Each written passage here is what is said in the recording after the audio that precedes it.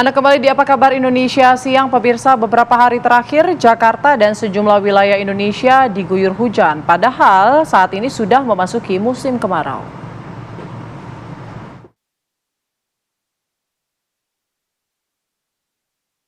BMKG mengingatkan agar masyarakat tetap waspada pada perubahan cuaca yang cepat.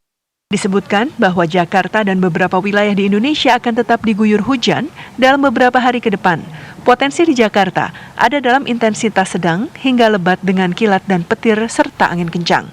Menurut BMKG, ada beberapa alasan yang memicu peningkatan curah hujan di Indonesia. Salah satunya terkait gelombang atmosfer Madden-Ulian Oscillation atau MJO yang berada pada fase 3 di Samudra Hindia dan membuat pembentukan awan hujan di wilayah Indonesia. Alasan lainnya adalah fenomena bredeng yang kembali melanda sejumlah wilayah Indonesia dengan ditandai penurunan suhu udara drastis di malam hingga pagi hari. Tim TV One mengabarkan.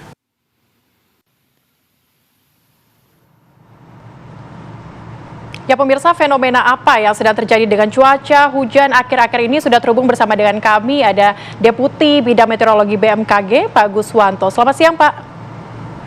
Selamat siang, Ceria dan Pak Guswanto. Putri ya? Iya, betul.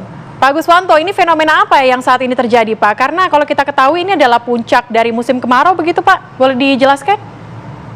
Betul, jadi begini sebelumnya ya Celia dan Putri, bahwa sebenarnya kan secara musim saat ini memang musim kemarau dan ya di wilayah kita itu puncaknya nanti di bulan Juli sampai Agustus. Kita melihat bahwa sebenarnya puncak musim hujan itu dihitung dari rata-rata jumlah hujan yang jatuh ke permukaan bumi. Apabila dia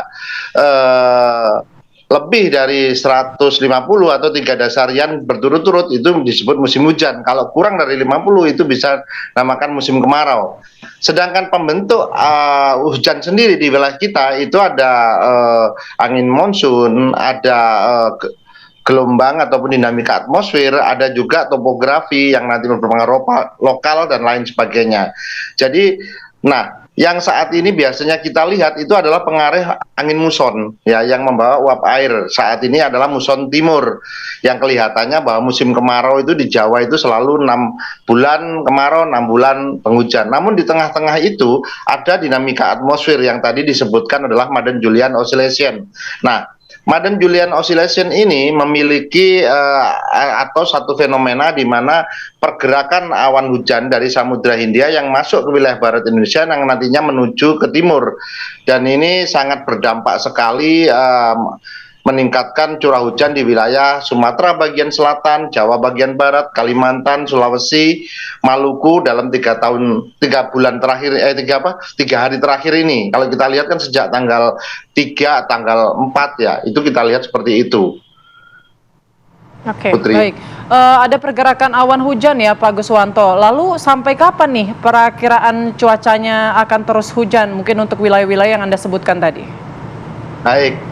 Madden-Julian Oscillation ini kalau kita lihat akan berdampak di wilayah Indonesia itu kira-kira sampai tanggal 11 Juli nantilah. Kita lihat perkembangan selanjutnya. Kami identifikasi saat ini pun juga sudah mulai menurun kan aktivitasnya dibandingkan 3 hari yang lalu. Jadi kita masih memprediksi untuk wilayah yang terdampak adanya Madden-Julian Oscillation khususnya di Jawa bagian barat ya itu berkisar tanggal 11 nanti. Sedangkan ada wilayah-wilayah yang dengan tipe hujan ekuatorial ataupun pola lokal yang terdapat di Maluku Utara maupun Maluku itu tetap akan berlangsung di sana musim hujan.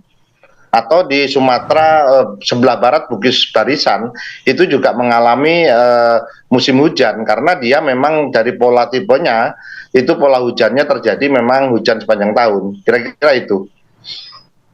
Oke, Pak Guswanto, apakah fenomena ini terjadi di merata di seluruh Indonesia begitu atau ada daerah-daerah lainnya yang tidak terdampak, Pak?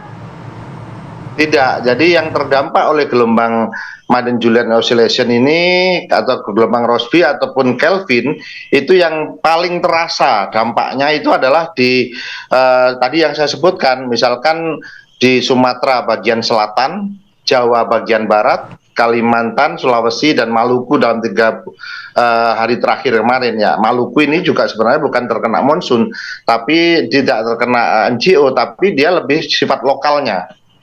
Jadi memang banyak faktor yang mempengaruhi untuk terjadinya hujan di suatu wilayah itu. Baik, terima kasih banyak penjelasannya Pak Guswanto telah bergabung bersama kami di Apa Kabar Indonesia Siang. Sehat selalu Pak Guswanto.